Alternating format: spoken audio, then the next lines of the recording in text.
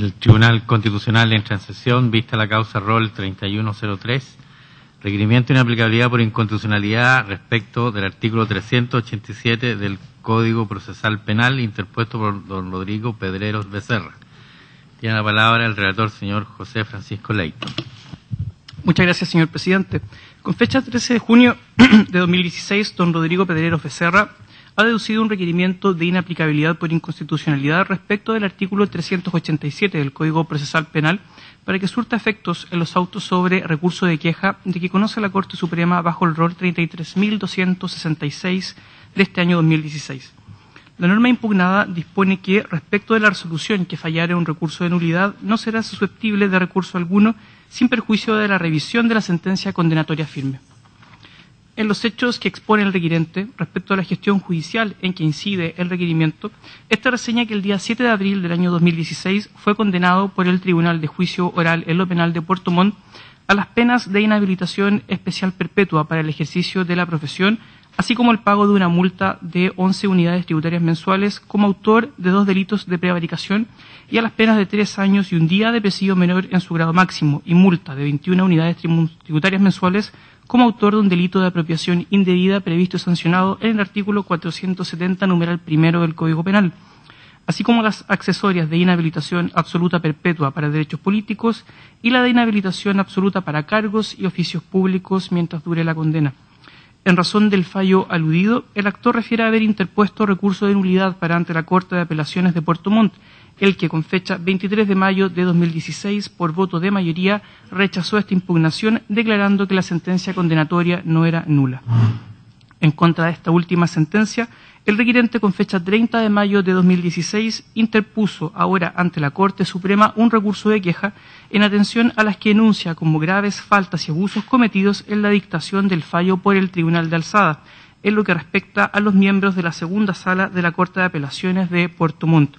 Sin embargo, expone que con fecha 8 de junio del año en curso, por decisión de 4 votos contra 1, esta última presentación fue declarada inadmisible, frente a la cual interpuso recurso de reposición, dando origen a la gestión pendiente de estos autos constitucionales.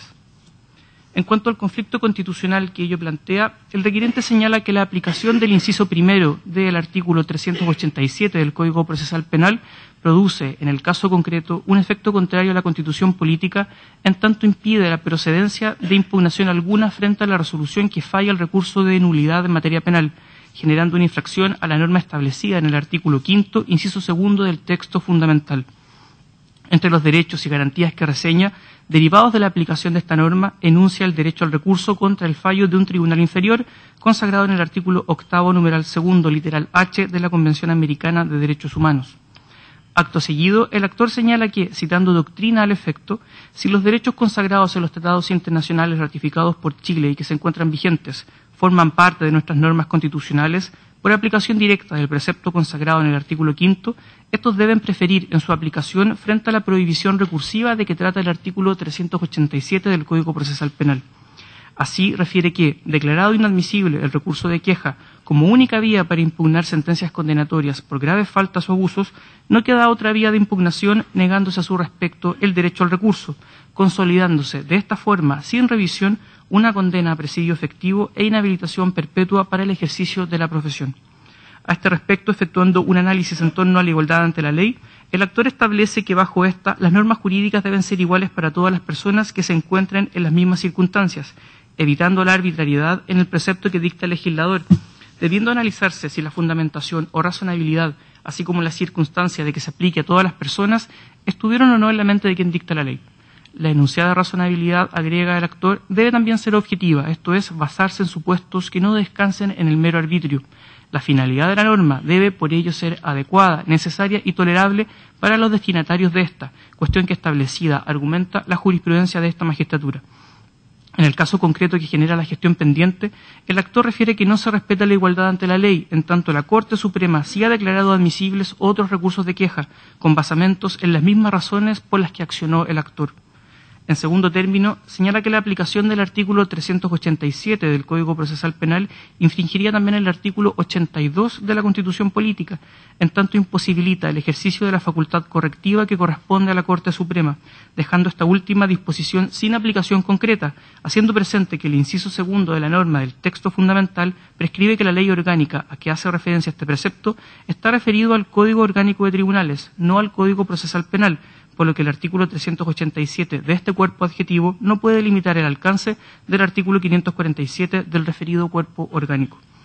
Finalmente, hace presente que, de no ser aplicada la norma en la gestión pendiente, el efecto contrario a la Constitución política que se denuncia no se produciría, al declararse admisible el recurso de queja interpuesto, por lo que la Corte Suprema podría verse en condiciones de corregir las que enuncia como graves faltas y abusos cometidas por los ministros de la Corte de Apelaciones de Puerto Montt. Este requerimiento se acogió a trámite a través de resolución de la segunda sala con fecha 21 de junio de 2016, decretándose posteriormente la suspensión del procedimiento en la gestión en que incide con fecha 28 de junio, para posteriormente ser declarado admisible con fecha 6 de julio. Conferidos los traslados sobre el fondo a los órganos constitucionales interesados, así como a las partes de la gestión pendiente, no fueron evacuadas presentaciones en estos autos. Concluyo, señor presidente, que se ha anotado en forma para la vista de la causa del día de hoy por 30 minutos por la parte requirente el abogado don Jean-Pierre Matus Acuña. Muy bien, muchas gracias. Entonces, por la parte requirente el abogado Jean-Pierre Matus hasta por 30 minutos. Tiene la palabra. Muchas gracias, señor presidente. Buenos días. Con la venia de este excelentísimo tribunal, alego en representación del abogado Rodrigo Pedreros, solicitando se declare la inaplicabilidad del artículo 387 del Código Procesal Penal en la gestión pendiente de autos. Como se ha puesto en la relación, esta gestión recae en la interposición de un recurso de reposición contra la resolución de la mayoría de la segunda sala de la Corte Suprema, que, fundándose en lo dispuesto en el artículo 387 del Código Procesal Penal, en la parte que dice, contra la resolución que fallare un recurso de nulidad no será susceptible de recurso alguno, declaró inadmisible, en cuenta y sin conocer del fondo de la grave falta de abusos denunciados, el recurso de queja interpuesto en contra de los ministros de la ilustre Corte de Apelaciones de Puerto Montt. En estas condiciones, la declaración de inaplicabilidad del precepto legal impugnado resulta decisiva para la resolución de la gestión pendiente, pues solo de este modo se habilitará la excelentísima Corte Suprema para que entre a conocer el fondo de las graves faltas o abusos denunciadas, las cuales, para contextualizar la presente acción, paso a responder resumidamente. En primer lugar, como se escuchó en la relación, los ministros recurridos de la Corte de Apelaciones de Puerto Montt validaron la sentencia del Tribunal Oral en lo Penal de dicha ciudad, que condenó a mi representado por el delito de prevaricación del artículo 231 del Código Penal, que dispone que comete tal delito el abogado procurador que con abuso malicioso de su oficio perjudicara a su cliente, en circunstancias que los hechos en materia de la acusación no constituyen ese delito. En efecto, en ninguna parte de esos hechos y de los que la misma sentencia dio por acreditado, aparece configurado el elemento descrito legalmente, abuso malicioso de la profesión, sino que aparecen otras conductas diferentes al abuso malicioso de la profesión. En ninguna parte se señala el elemento subjetivo que allí se menciona expresamente, abuso malicioso de la profesión, y sin embargo el tribunal da por acreditado estos hechos y condena a mi representado. Además, en el juicio se presentó el cliente supuestamente perjudicado. Se presentó como testigo de la defensa, o sea, del señor Pedrero, y declaró ante la pregunta: ¿usted ha sido perjudicado por las acciones de mi persona como abogado? No, su señoría, no he sido perjudicado. Contrainterrogado por el Ministerio Público, volvió a declarar que no había sido perjudicado. Preguntado por el tribunal, volvió a declarar que no había sido perjudicado. Y sin embargo, la Corte de Apelaciones de Puerto Montt validó esta sentencia, diciendo que la expresión perjuicio no debía entenderse como perjuicio, y que además los ministros, los jueces que fallaron no tenían en general, al parecer, que preocuparse de cosas como acreditar los hechos que son materia de la acusación y que debieran ser contenidos en el delito por el cual se persigue. Es el primer delito por el que se condena. En el segundo delito por el que se le condenó es el delito del artículo 232 del Código Penal, que castiga al abogado que, teniendo la defensa actual de un pleito, asumiere el patrocinio a la vez de la parte contraria en el mismo negocio. Si su señoría lee el hecho por el cual se acusa a mi representado, usted podrá ver que ahí dice que mi representado ha patrocinado en pleitos diferentes, con partes distintas, en tribunales distintos de la ciudad de Puerto Montt, a su cliente y a otras personas. No tiene absolutamente nada que ver con la materia que sanciona el Código Penal. Y sobre esos hechos, el tribunal de instancia consideró que podía condenar a mi representado. Hechos que no dicen relación con el tipo penal. El tipo penal dice que una persona, que es abogado, patrocine a la vez, en el mismo asunto, a dos partes contrarias. Y aquí no existe eso, derechamente.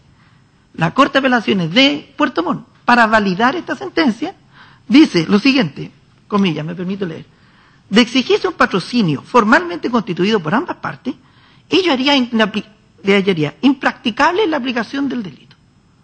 Pero, su señoría, en esto consiste el principio de legalidad, en que si las personas no realizan las conductas que describe la ley, no cometen delito. Entonces, esto es tanto como decir, si en este caso, o en cualquier otro, un delito no se ha cometido porque las conductas que están descritas y probadas no corresponden al tipo penal, entonces yo voy a decir que las conductas son otras para poder condenar. Eso fue lo que hizo la Corte. Sencillamente aplicó analogía in malam partem con abierta infracción a la garantía del principio de legalidad para validar esta sentencia.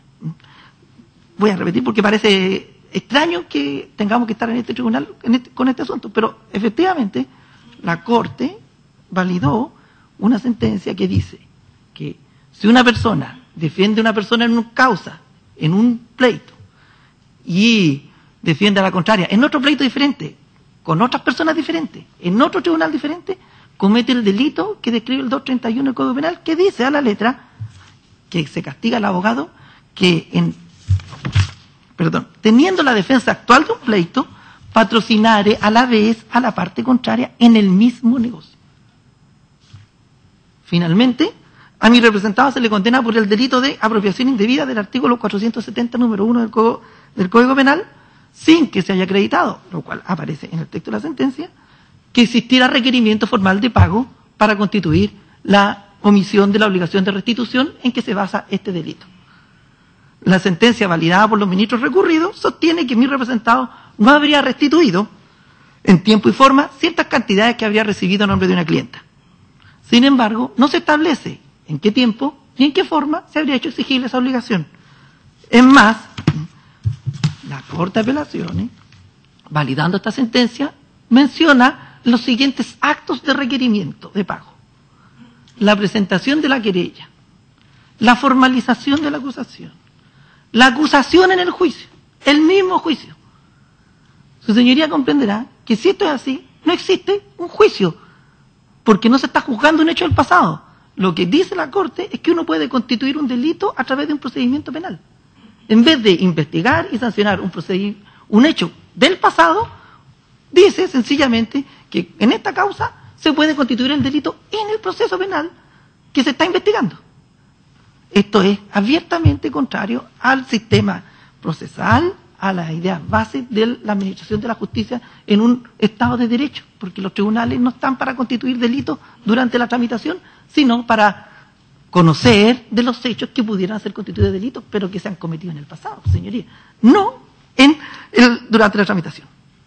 Estos son la materia de fondo que este tribunal naturalmente no tiene que conocer, salvo para contextualizar lo que estamos hablando.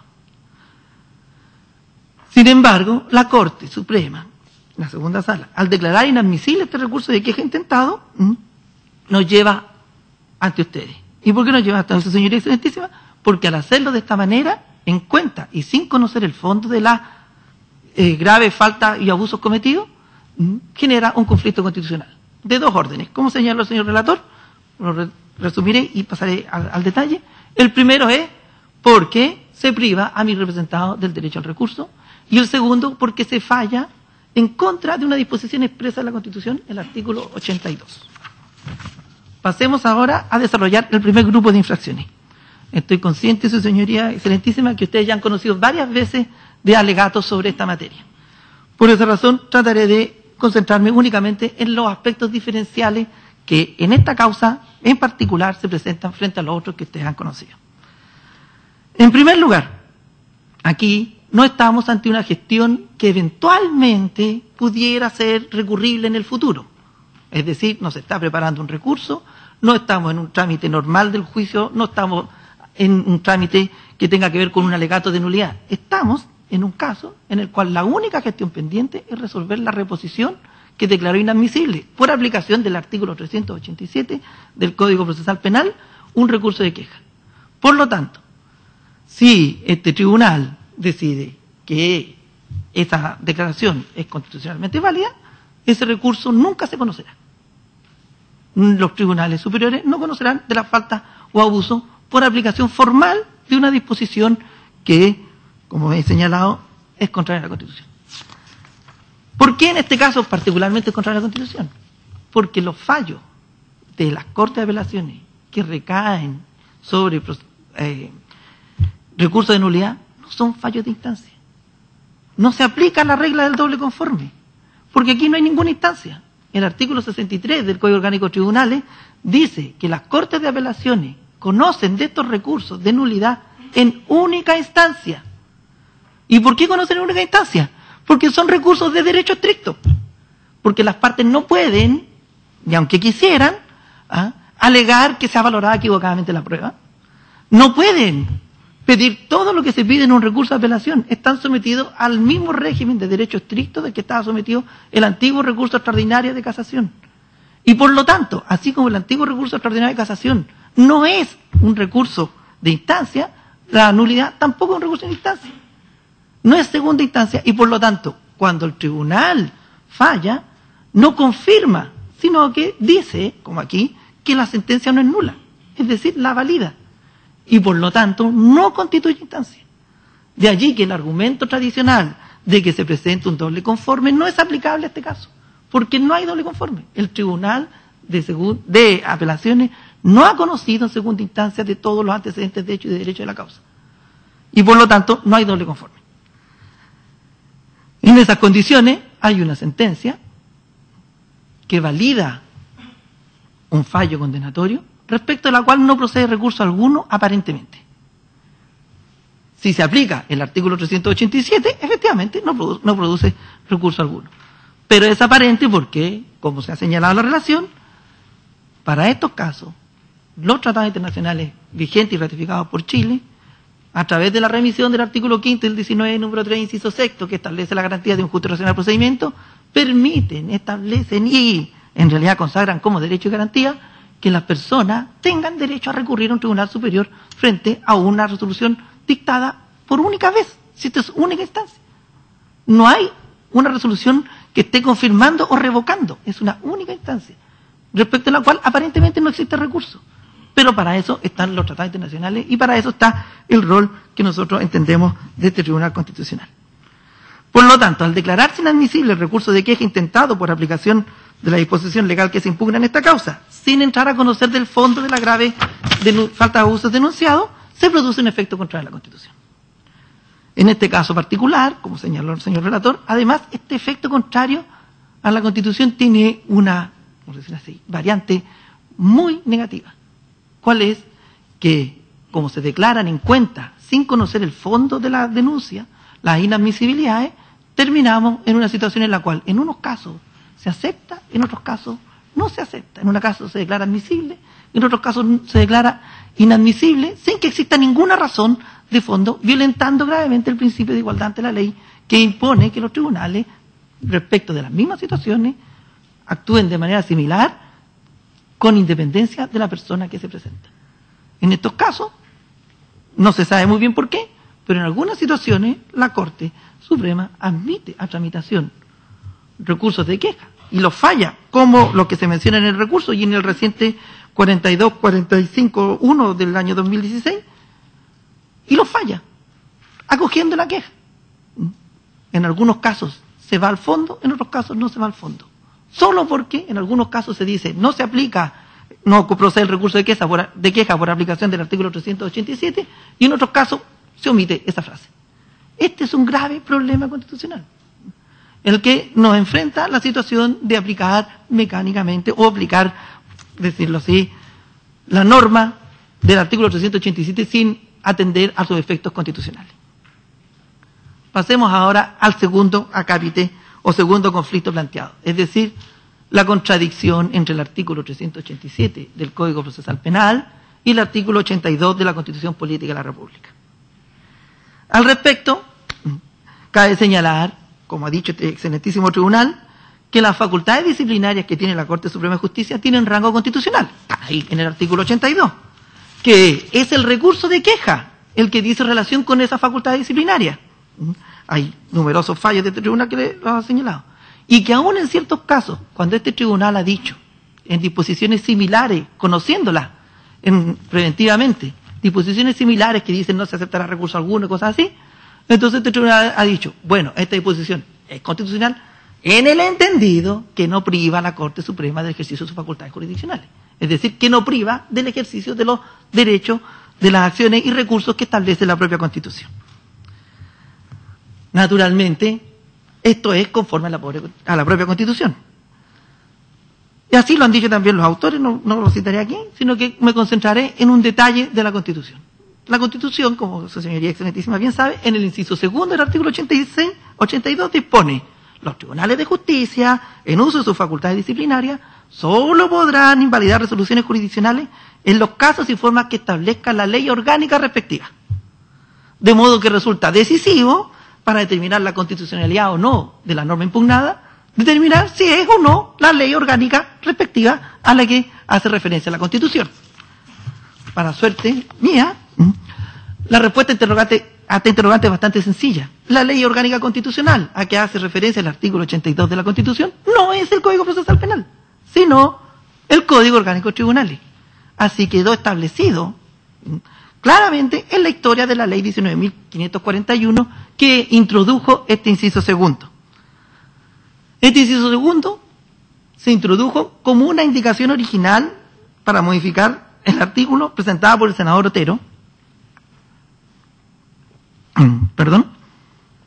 con el argumento de que debía darse aplicación en la Constitución a la reciente reforma del Código Orgánico de Tribunales que estableció el artículo 545, como ahora lo conocemos, y que disponía que una vez acogido un recurso de queja, debía pasarse los antecedentes para imponerse las sanciones disciplinarias que corresponden.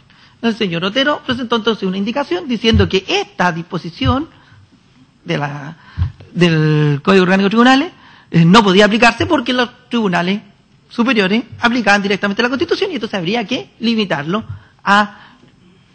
y obligar, esa era la indicación original, obligar a que cada vez que se acogiera un recurso de queja se impusiera una sanción disciplinaria.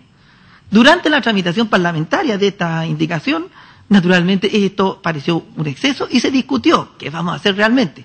Si vamos a limitar el recurso de queja imponiendo sanciones o lo vamos a limitar de otra manera. En la Comisión de Constitución de la Cámara de Diputados se llegó a la siguiente idea. Bueno, no vamos a hacer esta cosa extrema de obligar a imponer sanciones, pero sí vamos a decir lo que dice el texto constitucional actual, tomando como referencia el texto del artículo 86 de la Constitución de 1925, que agregaba la frase a la ley que determine la organización y atribuciones de los tribunales es la que va a delimitar el ejercicio de estas facultades correctivas de la Corte Suprema. Entonces, se agregó la frase que conocemos y que está en el texto constitucional. Lo interesante es que esta frase no es solamente la ley orgánica constitucional respectiva, sino la pregunta es ¿cuál es esa ley orgánica constitucional respectiva? En las actas de la discusión en el Congreso Nacional quedó claramente establecido que, como no podía ser de otra manera, esa ley era el Código Orgánico de Tribunales. Y se dijo, al presentarse el informe respectivo por el señor Gajardo, en la sala, que efectivamente esto se hacía en el entendido de que estábamos refiriéndonos al Código Orgánico de Tribunales. De este modo, esta remisión legal, al parecer, lo que hace es sencillamente ratificar o explicitar el texto implícito del antiguo artículo 79 del texto original de la Constitución de 1980. Porque, como su señoría excelentísima sabe, cuando se discutió este texto, en el año 1977, en la sesión número 303 de la Comisión de Estudio, se dijo lo siguiente: hay que eliminar esa frase, es decir, ejercer las facultades correctivas, etcétera, con arreglo a la ley que determina la organización y atribuciones de los tribunales, porque es redundante. Porque esta Constitución empieza con un artículo, en ese entonces el artículo 81, y están discutiendo el artículo 86, que dice: una ley orgánica constitucional determinará la facultad y atribuciones de los tribunales de justicia. Entonces resulta redundante reponer eso cuando hablamos de las facultades de los tribunales de justicia. Eso está en acta, lo dijo el señor Ortúzar, y ustedes lo pueden consultar. En consecuencia, y naturalmente, ¿cuál era la ley orgánica constitucional en ese momento? ¿A qué se referían los comisionados si se leen una y otra vez las actas del recurso de queja? Se referían al recurso de queja establecido en el Código Orgánico de Tribunales, porque, como es un hecho de la causa, esa es la ley orgánica constitucional que regula las facultades y atribuciones de los tribunales de justicia. En consecuencia, es absolutamente claro que la remisión del inciso segundo del artículo 82 al texto constitucional se refiere al Código Orgánico de Tribunales y no al Código Procesal Penal. De allí que en esta causa resulta evidente, clara y precisa la contrariedad del mencionado artículo 82 del Código de la Constitución con la literalidad del 387 del Código Procesal Penal. Mientras la Constitución permite expresamente la corrección de resoluciones jurisdiccionales por la vía del recurso de queja, en los casos y formas que establezca la ley orgánica constitucional respectiva, el artículo 387 del Código Procesal Penal, que no es parte de dicha ley orgánica, que no tuvo tramitación de ley orgánica, que no ha recibido la aprobación con el quórum que corresponde a la ley orgánica, declara sencillamente que la resolución que fallare un recurso de nulidad no será susceptible de recurso alguno. En consecuencia, ambas disposiciones no pueden ser aplicadas simultáneamente. O se aplica la Constitución o se aplica el artículo 387 del Código Procesal Penal. Pero ambas disposiciones son contrarias en su propio sentido más prístino y claro. Como no es posible la aplicación conjunta, entonces pasa lo que pasó en esta causa. La Corte Suprema, al conocer de un recurso de queja, dice: por aplicación del artículo 387 lo declaro inadmisible y no entro a conocer del fondo del asunto. No me preocupo de las infracciones que se han denunciado porque el artículo 387 me impide hacerlo, dado que contra los fallos que pronuncie una Corte de Apelaciones conociendo el recurso de nulidad no procede recurso alguno. Este es un efecto inconstitucional con relación al artículo 82. Lo interesante es que así parece haberlo entendido el establishment procesal nuestro. Hay profesores, como la profesora María Ortiz, María Inés Horvitz y don Julián López, que escriben sobre este punto en su manual de Derecho Procesal Penal. Y dicen, comillas: la improcedencia de recursos es absoluta frente a un fallo de nulidad, incluyendo, por cierto, el recurso de queja, cuya admisión como vía de impugnación de la sentencia del recurso de nulidad parece, a su juicio, carente de todo fundamento legal y profundamente contradictoria con la estructura, principios y atribución y distribución de competencias en el nuevo sistema procesal penal. Eso es lo que se aprende cuando le explican procesal con este libro. Sin embargo, en nuestro Estado de Derecho, según entiendo, ni la estructura, ni los principios, ni la distribución de competencias que haga una norma de carácter meramente legal pueden sobreponerse a lo que dispone la Constitución. En eso consiste un Estado de Derecho. Si la Constitución otorga la superintendencia correctiva de la Corte Suprema sobre los tribunales inferiores una norma de carácter meramente legal, que no es aquella a la que se refiere el inciso segundo del artículo 82, no puede privarle de esa facultad por más principios y cosas que se digan sobre el nuevo proceso penal, porque es una disposición de carácter meramente legal. Y aquí es donde quisiera insistir en el aspecto fundamental de por qué está establecido el recurso de queja en nuestra Constitución y no está establecido como regla meramente legal. De nuevo, remitámonos a las actas de la Comisión de Estudios de esta Constitución. En la misma sesión 303, los señores Díez y el señor Díez y la señora Bulnes presentaron la siguiente inquietud. Si es cierto que la Corte Suprema tiene la superintendencia correctiva de todos los tribunales de la nación, esto podría producir algunos percances, alteraciones, o podría perjudicar el principio de la buena eficacia administrativa, porque tendría la Corte Suprema que entrar a revisar por recurso de queja resoluciones de órganos administrativos que ejerzan jurisdicción. Recuerden que en ese entonces habían varios órganos administrativos que ejercían jurisdicción, el Servicio de Impuesto Interno, el Servicio Nacional de Aduana, etcétera. Y entonces decían ellos, si nosotros nos tomamos muy en serio lo que dice aquí en la Constitución, va a suceder que vamos a afectar el principio de la eficacia administrativa. El señor Raúl Bertelsen, profesor mío por suerte, dijo al respecto lo siguiente: bueno, es cierto que tenemos esos temores, pero, comillas, es preciso conceder mayor importancia que a esos temores al principio del Estado de Derecho, que implica que toda actuación de un tribunal debe quedar sometida a la superintendencia correccional del máximo organismo jurisdiccional de Chile. Esto es la Corte Suprema. De esto se trata. No se trata de un caso particular, que aquí, que allá, sino que se trata de restablecer el imperio del derecho en los casos graves en que no existe otra forma de restablecerlo. Por supuesto, dice el profesor Bertesen, el asunto es engorroso, afecta a los principios, etcétera, del nuevo sistema procesal penal. Pero no por engorroso debe soslayarse, decía. Pues no se puede dejar que algunos tribunales decidan asuntos de gran trascendencia para los particulares y que resuelvan controversias sin que estén sujetos a la tuición de la Corte Suprema. Esta es la Constitución que nos rige. Estos son los fundamentos de la Constitución que nos rige y del Estado constitucional en el cual pretendemos vivir. Y no estamos hablando, como he señalado al principio, de cosas abstractas, de qué significa el artículo 387, qué significa el artículo 82 de la Constitución. Estamos hablando de que en un caso concreto, como el que aquí se ha presentado, una persona inocente ya está cumpliendo su condena sin que la Corte Suprema haya revisado el fondo de sus alegaciones, que la Constitución le permite presentar. Supongamos por un momento que este argumento de la Corte Suprema fuera válido.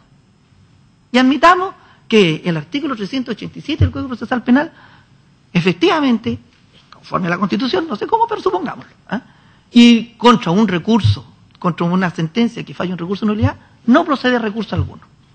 Bueno, imaginemos lo que puede pasar. Supongamos entonces que una Corte de Apelaciones, conociendo un recurso de nulidad presentado por el imputado contra una sentencia condenatoria, la considera válida. Pero en esa sentencia condenatoria se le castiga por un delito que no existe, o por uno que está derogado, o por hechos que no constituyen delito. Entonces, no se puede recurrir. Esto es lo que pasa en esta causa. O que la Corte de Apelaciones, conociendo un recurso de nulidad intentado por el condenado, valida la sentencia recurrida y le impone, además, una pena que no está contemplada en la ley, o le agrava la pena impuesta. Contra un fallo que resuelve un recurso de nulidad no procede recurso alguno, inadmisible toda queja.